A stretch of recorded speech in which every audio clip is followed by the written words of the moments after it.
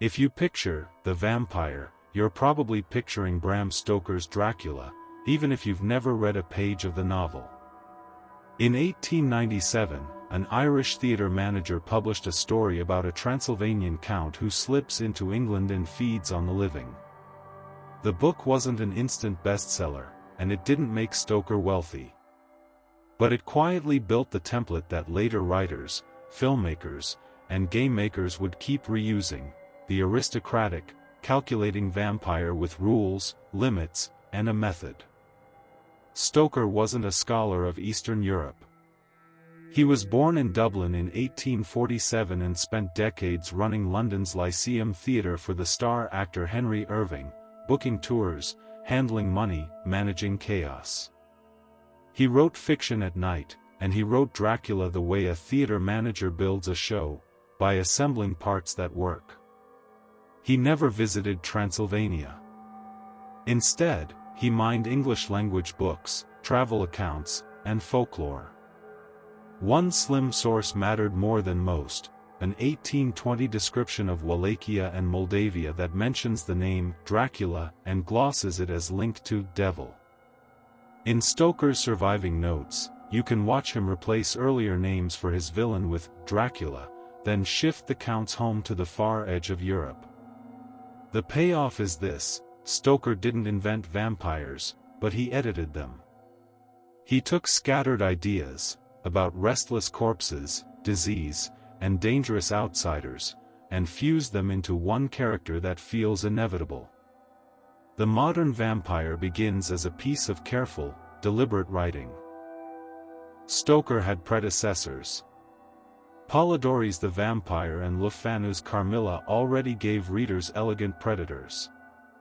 What Stoker adds is scale and structure, a whole operating system.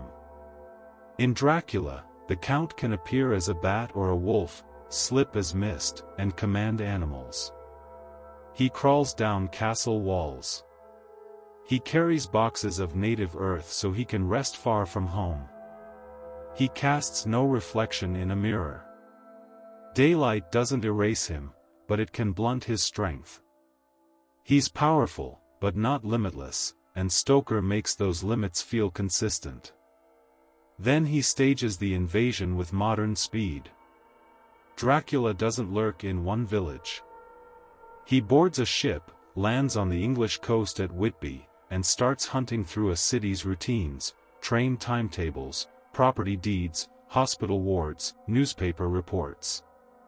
The monster isn't ancient, the world around him is. Against that, Stoker builds a team.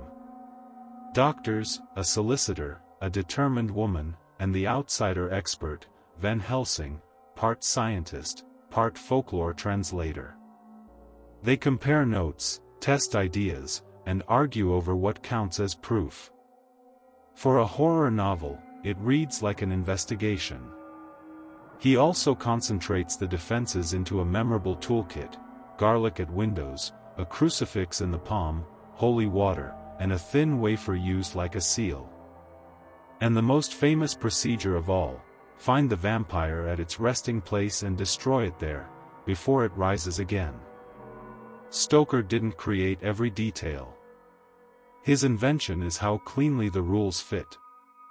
He takes folklore that varies from region to region and makes it feel almost legal. That's why later stories can break the rules for drama. The rules are clear enough to break. And he sells it through form. The novel is built from diaries, letters, telegrams, and clippings, documents piling up like evidence in a case. Under the plot, Dracula is full of late Victorian nerves. It's a story about borders, between nations, between old superstition and modern medicine, between private desire and public respectability. The vampire's attack reads like contamination, a slow weakening, secrecy, and the fear that something foreign has entered the household and won't leave. Stoker also gives Dracula status. This isn't a mindless corpse, it's a nobleman with a library, a plan, and the patience to wait. That mix, ancient predator in a modern city, is the engine that keeps the story alive. After Stoker's death in 1912, adaptations did what adaptations do, they simplified and sharpened. A major stage version in the 1920s helped dress Dracula in evening wear and a sweeping cape, because theater needs silhouettes you can read from the back row. The 1931 film with Bela Lugosi fixed the image for generations: formal, hypnotic, accented, and strangely calm. From there, vampire fiction keeps mutating. Some versions make vampires tragic. Some make them romantic. Some make them heroic. Some turn sunlight into spectacle. But they're all in conversation with Stoker's rulebook, either following it, bending it, or loudly refusing it. That's the real legacy of Dracula. It didn't create the idea of the vampire. It created a shared reference point, so the world could agree on what a vampire is, and then endlessly argue about it. Which Dracula feels most definitive to you, the original novel, the Lugosi film, or a modern reinterpretation?